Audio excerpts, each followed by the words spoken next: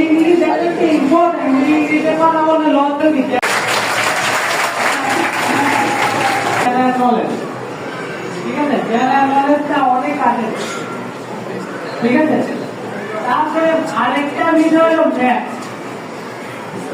এই ম্যাথ চাকরি ক্ষেত্রে সব থেকে ম্যাথ আছে।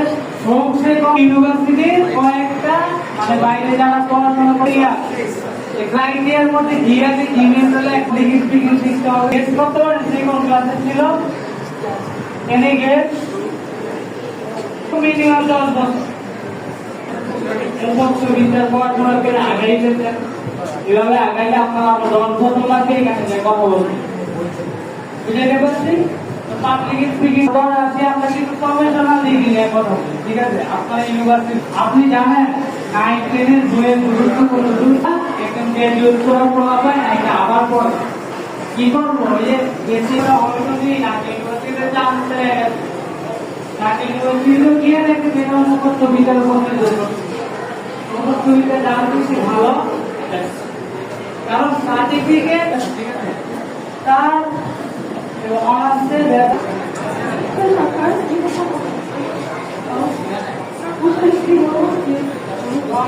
কয়েকটা প্রফেশনাল ডিগ্রি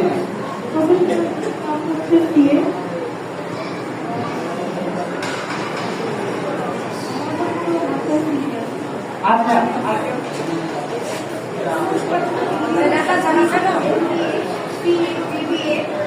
বিবিএ এমবিএ গুলো একাডেমিক ডিগ্রি, প্রফেশনাল